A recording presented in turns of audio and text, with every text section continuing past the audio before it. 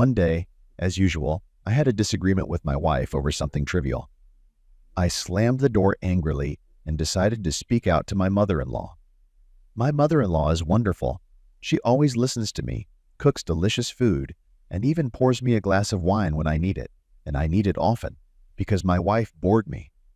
You can visit her at any time without an invitation. We have a normal relationship. My wife always takes offense to her mom, claiming that she is always on my side. As for me, I appreciate my mother-in-law's pleasant attitude towards my person. It's nice to have someone who won't slam the door in your face, especially in critical situations. So, I went to her place, and she welcomed me warmly, seating me at the table and serving me a bowl of hot soup just when I was hungry. "Would you like some wine?" she asked. Of course, I couldn't refuse a drink. My mother-in-law is a single woman living without a lover. Her husband left long ago for a young girl. She too wants someone to talk to, and more than that. We had a few glasses of wine. Then the mother-in-law asked, "What's going on? Did you two have another fight?" I told her exactly what had happened. I mentioned that my wife's behavior had become irrational and that she tended to yell for no reason. My mother-in-law shook her head and said, "This is not good. My daughter is behaving very badly." I got angry and started complaining like a teenager. My mother-in-law looked at me sympathetically and started stroking my head. Her touch excited me. What did I expect? She is a woman, after all. At that moment, I lost control of myself and couldn't help myself. My mother-in-law staggered, about to say something, but there was nothing to say. Everything was clear. And why hadn't I noticed her before? A thought occurred to me. I had never wanted a fat woman, and my overweight mother-in-law had never attracted my attention. However, I couldn't help but notice how beautiful the aunt who is my mother-in-law is with brunette hair and skin as white as sour cream. Even though my friends suggested that I get to know full women better, I always rejected the idea, claiming that I only liked slim women. They laughed and called me stupid. But I didn't know they were right. She has her own unique beauty.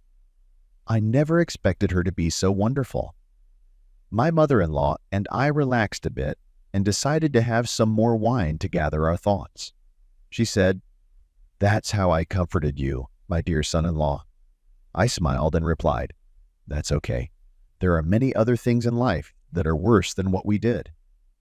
We chatted about various topics and parted ways. On the way home, my mother-in-law handed me a bag of treats for my daughter. I graciously accepted it, knowing that she is an excellent cook.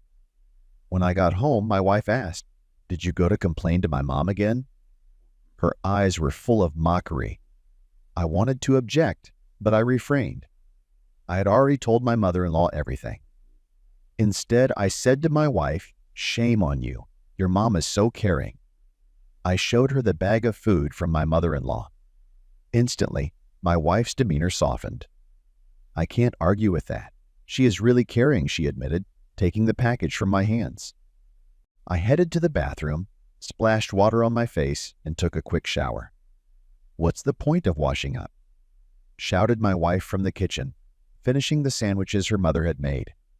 I didn't answer anything, but just collapsed on the bed and fell asleep. The next morning, while eating breakfast, I couldn't help but think of the incident from the day before. My wife was standing across from me, frying an omelet. I watched her carefully. She was slender, tall, with a fine figure, but there was something about my voluptuous mother-in-law that intrigued me. Without much hesitation, I pulled myself together, kissed my wife on the cheek, and left to her mom's house. My mother-in-law stood in the doorway with her hands on her hips. "What's wrong?" she asked, genuinely concerned. I reassured her, telling her that everything was fine, and I just wanted to spend some time with her. My mother-in-law smiled awkwardly. "Okay," she replied. "Come on in. I'm always happy to have a guest like that." Of course, I knew she wasn't really happy about it.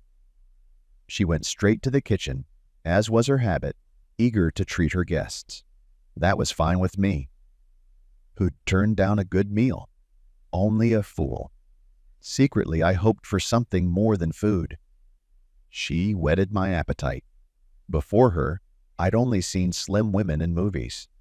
My mother-in-law approached me, and I couldn't resist stroking her gently on the back a couple times.